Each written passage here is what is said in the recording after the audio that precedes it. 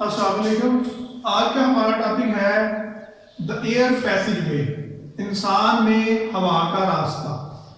इसमें हम ये देखेंगे कि इंसान की बॉडी के अंदर ऑक्सीजन यानी हवा और कार्बन डाइऑक्साइड किस तरह अंदर जाती है और किस तरह बाहर आती है।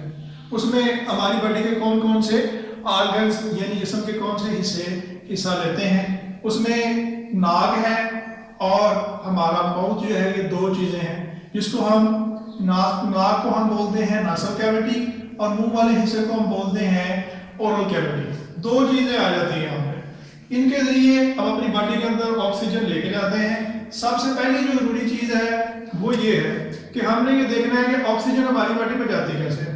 तो सबसे पहले हम देखेंगे नासल कैविटी को, यानी नाक का जो पोर्शन है। जब इसके जरिए हम हवा अंदर लेके जाते हैं तो नासल कैविटी को आगे अगर हम लेके चलें तो ये शुरू होती है नॉस्ट्रिल से, यानी नाक के अंदर जो दो सुराख होते हैं उनको हम नॉस्ट्रिल्स कहते हैं। उसके जरिए हवा अंदर जाती है। उस नाक के रीजन में यानी नॉस्ट्रिल्स के अंदर, जो नथनों के अंदर नाक के जो ये पोर्शन है, इसके अंदर बारीक बाल होते हैं और इसमें नमी रहती है। जो बाहर से आने वाले जो बाल हैं, बाहर से आने वाली हवा के अंदर जो डस्ट पार्टिकल है, गंदे हवा के जर्रे हैं, उनको वो फिल्टर कर लेता है। और इसी तरह जो म्यूकस है यानी नाक के अंदर जो नमी है, ये बाहर से आने वाले डस्ट पार्टिकल को अपने साथ जोड़ लेती है और हवा को साफ करके प्योरीफाई करके अंदर भेजती है। इसके अलावा इस नाक के पोर्शन का एक रोल ये है कि ये बाहर से आने वाली हवा अगर गर्म हो तो उसको बॉडी के टेम्परेचर के बराबर, और अगर ठंडी हो तो उसको गर्म करके बॉडी के टेम्परेचर के बराबर करके हमारी बॉडी का हिस्सा बनाती है, यानी टेम्परेचर को लेवल करती है। इसके बाद एयर आगे चली जाती है, फिर वहां पे जाकर खुराक की नाली और सांस की नाली यानी एसोफेगस हम कहते हैं खुराक की नाली को, ट्रैकिया बोलते हैं हवा वाली नाली को यानी सांस वाली नाली को। ये दो नालियां हैं जो इस तरह होती हैं। इनके दरमियान में एक पर्दा होता है जिसको हम बोलते हैं एपिग्लॉटिस। जब हम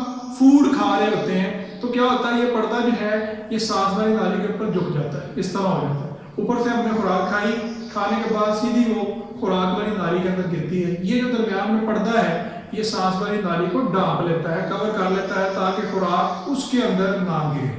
तो फिर वो फूड किधर जाकर गिरती है, वो फूड गिरती है जाकर खुराक वाली नाली के अंदर। ठीक है, अगर उस दौरान हम बोलें या बात करें खाना खाने के दौरान तो क्या होता है, ये एपिग्लॉटिस सीधा हो जाता है। फिर फूड किधर गिरती है, तो वो गिरती है सांस वाली नाली में, जिसमें अमूमन छोटे बच्चों के अंदर हम देखते हैं गोता लग जाता है, वो कोई चीज़ खा रहे हो सांस वाली नाली के अंदर चली जाती है। तो फिर क्या होता है, वो गोता लगता है, यानी जो फेफड़ों के अंदर हवा होती है, लंग्स के अंदर हवा होती है, वो उसको उस फूड को जो उसमें चली गई थी उसको बाहर पंप करती है, जिससे गोता लग जाता है और वो चीज़ जो है वो बाहर आ जाती है। तो इसमें जब खुराक की नाली जो है उसमें खुराक चली जाती है, हवा वाली जो नाली है ट्रैकिया है वो शुरू हो जाती है। उसमें अगर हम देखें तो पहली बात हमने की कि उसके ऊपर एक कवर है जिसको हम बोलते हैं एपिग्लॉटिस। एपिग्लॉटिस से आगे जो सुराख शुरू होता है उसको बोलते हैं हम ग्लॉटिस। ठीक हो गया। और दूसरी साइड पर अगर हम देखें तो फेरिंक्स है, यानी हलक का हिस्सा है हमारे जो है मुंह के पीछे का हिस्सा है वो फेरिंक्स है। उसके बाद यहाँ पर आगे जो इसका स्टेम शुरू हो जाता है उसमें आ जाता है ग्लॉटिस, और ग्लॉटिस के बाद यहाँ से आगे वाला जो पोर्शन शुरू हो जाता है वो है लंग्स यानी हमारे फेफड़े। ठीक है, ये इसको इंग्लिश में आप लंग्स कह देते हो, उर्दू में आप इसे फेफड़े कह देते हो, और पंजाबी में आप जो है वो पंजाबी के अंदर हम इसको लाली भी कहते हैं, लाली कहते हैं, यानी ये पिंक कलर की होती है। अक्सर जब बड़ी ईद के ऊपर कोई जानवर हम ज़िबा करते हैं तो उसमें इस तरह के पिंक कलर के ये फेफड़े निकलते हैं, जिसके साथ एक पाइप लगा होता है जो पाइप हवा को इन फेफड़ों के अंदर लेके जाता है।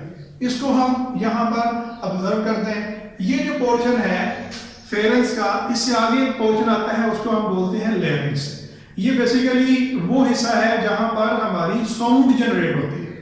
तो इसके अंदर पूरा मैकेनिज्म है आवाज को जनरेट करने का। कार्टिलेजियस इसके अंदर बैंड मौजूद हैं जो आवाज को प्रोड्यूस करते हैं।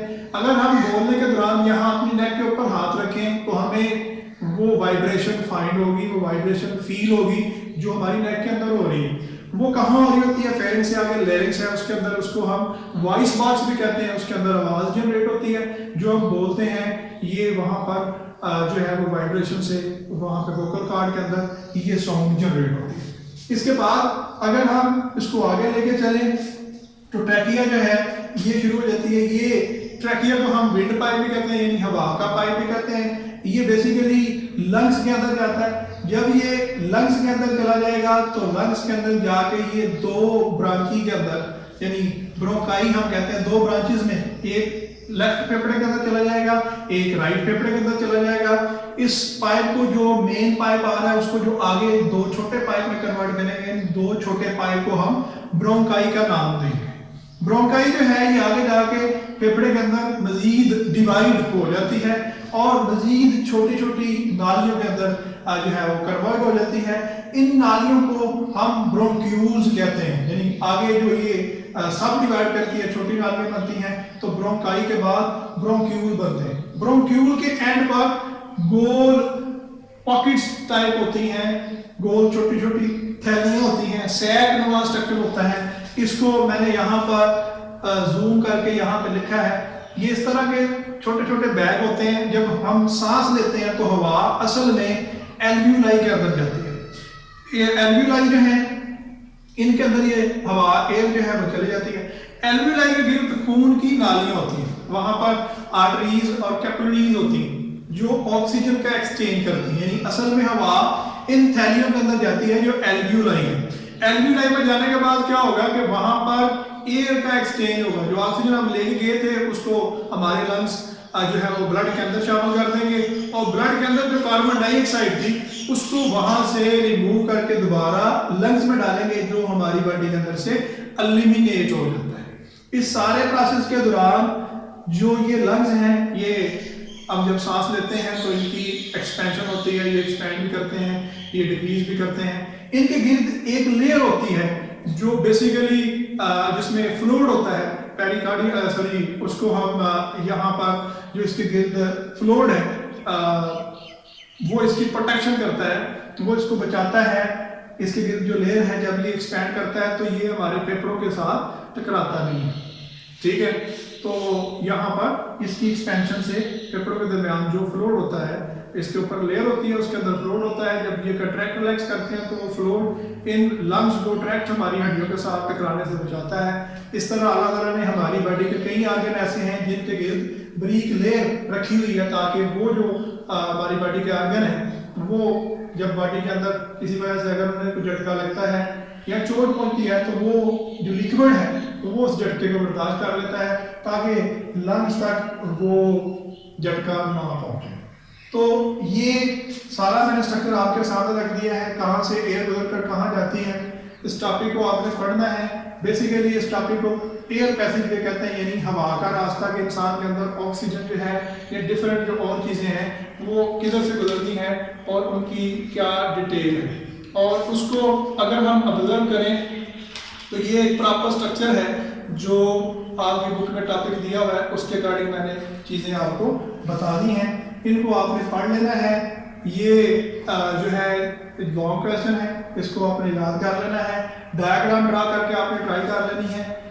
एक दो दफ़ा जब ड्रा करेंगे तो ये बन जाएगी, आप इसको इजीली बना सकते हैं। और इसका जो पैटर्न है वो याद कर लें।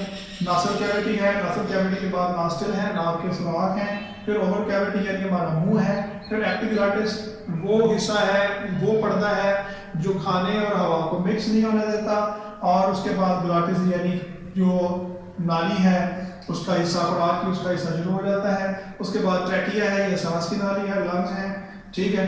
ये फिर जो बेसिकली ट्रैकिया जो है वो आगे जाकर ब्रोंकाई में कन्वर्ट होती है, ब्रोंकाई जो है वो आगे ब्रोंक्यूल में कन्वर्ट होगी, बारीक शाखें हो जाएंगी। इस इनके एंड पर बारीक सुराख मौजूद हैं जिनको हम एल्व्यूलाई कहते हैं। तो एल्व्यूलाई जो है ये वो सुराख है जहाँ असल में ऑक्सीजन पहुँचती है, और वहाँ ऑक्सीजन जब पहुँचती है तो इसके गिर्द खून की नालियाँ हैं जो वहाँ पर ब्लड के साथ ऑक्सीजन को ब्लड के अंदर और वहाँ से कार्बन डाइऑक्साइड को कैरी करके दोबारा लंग्स में लाती हैं, जिसको हम एक्सहील कर देते हैं यानी बॉडी से रिमूव कर देते हैं। ये वो सारा प्रोसेस है जिसके लिए हम सांस लेते हैं। इसका नेक्स्ट टॉपिक जो है वो नेक्स्ट वीडियो के अंदर हम उसको देखेंगे। इसके रिलेटेड अगर आपको कोई क्वेश्चन पूछना है, इसके किसी पोर्शन की आपको समझ नहीं लगी तो वो आप कमेंट में मुझे बताएंगे, मैं आपको वो नेक्स्ट लेक्चर के साथ एक्सप्लेन कर दूंगा। इससे पहले जो मैंने लेक्चर दिया था वो प्लांट के ऊपर था, पौधों के ऊपर था, उसमें भी अगर आपको कन्फ्यूजन हो वो आपने देख लेना है। उसमें भी अगर आपको कन्फ्यूजन हो तो आप वो कन्फ्यूजन कमेंट में हमसे पूछ सकते हैं। शुक्रिया।